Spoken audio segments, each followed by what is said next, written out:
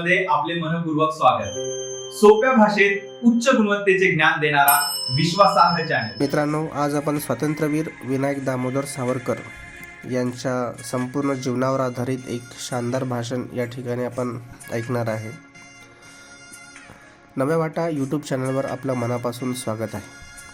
आज आपण जाणून घेणार आहोत अशा एका युग पुरुषाबद्दल ज्यांच्या श्वासोच्छवासात देशभक्ती होती, ज्यांच्या लेखणीत क्रांती होती आणि ज्यांच्या विचारात संपूर्ण भारताचं भविष्य दडलेलं होतं। तो महान क्रांतिकारक म्हणजेच विनायक दामोदर सावरकर, म्हणजेच स्वातंत्र्यवीर विनायक दामोदर सावरकर। मित्रांनो, त्यांचं बालपण जाणून घेऊया। त्यांचा जन्म 28 मे 1883 रोजी महाराष्ट्रातील नाशिक जिल्ह्यातील भगूर या गावी झाला। लहानपणापासूनच त्यांच्या मनात परकीय सत्तेविरुद्ध तीव्र चीड होती। शाळेत असतानाच त्यांनी इंग्रज अधिकाऱ्यांच्या अन्यायाविरोधात मुलांना संघटित केले। लहान वयात असतानाच आईवडिलांचे छत्र हरपले, तरीही त्यांनी धैर्य सोडले नाही। या दुःखातूनच त्यांच्या व्यक्तिमत्वाला कणखरपणा आला। मित्रांनो, तरुण वयात असताना सावरकरांनी मित्रमेळा ही गुप्त संघटना स्थापन केली, जी पुढे अभिनव भारत म्हणून ओळखली जाऊ लागली। त्यांचा उद्देश एकच होता, भारतीय तरुणांमध्ये स्वातंत्र्याची आग पेटवणे। पुण्यातील फर्ग्युसन कॉलेजमध्ये शिकताना त्यांनी ब्रिटिशांविरोधात जाहीर भाषणे केली, कविता लिहिल्या आणि क्रांतिकारक विचारांची प्रेरणा केली।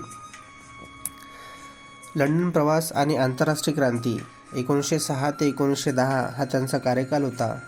उच्च शिक्षणासाठी सावरकर लंडनला गेले। तेथे त्यांनी भारताच्या स्वातंत्र्य लढ्याला आंतरराष्ट्रीय स्तरावर पोहोचवलं। लंडनमध्ये त्यांनी लिहिलेलं 1857चे स्वातंत्र्य समर हे पुस्तक ब्रिटिश सरकारला हादरवून टाकणारं ठरलं। यावर बंदी घालण्यात आली, तरीही पुस्तकाने क्रांतिकारकाची पिढी घडवली।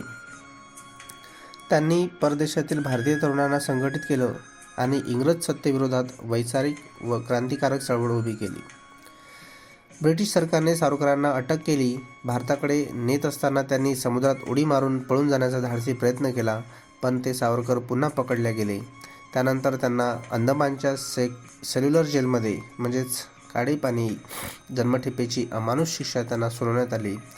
तेथील हालापेष्टा, जोरदार शारीरिक काम, अपमान, उपासमार, तरीही सावरकर खचले नाहीत। ते कैद्यांना धीर देत असत, राष्ट्रप्रेम जागवत असत। ते म्हणायचे, माझं शरीर कैद होऊ शकतं, पण माझे विचार कैद करता येणार नाही। मित्रांनो, 1924 ते 1947 या काळात त्यांची नजरकैद आणि सामाजिक कार्यासोबतच सुटका झाली। अनेक वर्षाच्या कठोर शिक्षेनंतर सावरकरांची सुटका झाली, पण त्यांना नजरकैदेत ठेवण्यात आलं आणि याच काळात त्यांनी समाज सुधारणेचा वेग दिला। अस्पृश्यता निवारण, मंदिर प्रवेश आंदोलन, जातीभेदाविरोधात लढा, वैज्ञानिक दृष्टिकोनाचा प्रचार। ते नेहमी म्हणत, स्वातंत्र्य म्हणजे केवळ राजकीय नाही, तर सामाजिक आणि मानसिक मुक्तीही आहे। त्यांचे विचार हे नेहमीच युवकांना प्रेरणादायी ठरतात। सावरकर हे केवळ क्रांतिकारकच नव्हते, तर ते थोर लेखक, कवी आणि विचारवंत होते। त्यांची पुस्तके माझी जन्मठेप, 1857चे स्वातंत्र्य समर, हिंदुत्व, कमला या त्यांच्या लेखनातून देशप्रेम, शौर्य, आत्मसन्मान आणि आंतरराष्ट्रीय राष्ट्रनिर्मितीची प्रेरणा मिळते। भारत स्वतंत्र झाला, पण सावरकरांचे आयुष्य विवादांनी आणि टीकेने वेढले गेले। तरीही त्यांनी आपल्या विचारांवर आयुष्यभर ठाम राहणं पसंत केलं। ते देशासाठी लिहित राहिले, विचार मांडत राहिले आणि 26 फेब्रुवारी 1966 रोजी या महान क्रांतिकारकाचं निधन झालं। त्यांचं शरीर नसलं तरी त्यांचे विचार आजही आपल्या मनात जिवंत आहेत। मित्रांनो, स्वातंत्र्यवीर सावरकर म्हणजे केवळ इतिहासातील एक पान नाही, तर ते एक चालता बोलता स्वातंत्र्याचा ध्यास आहे। त्यांनी आयुष्यभर देशासाठी हाल सोसले, अपमान झेलले, तरीही राष्ट्रप्रेमाचा दिवा विझू दिला नाही। आज आपण मुक्त आहोत, हे अशाच असंख्य वीरांच्या त्यागामुळे।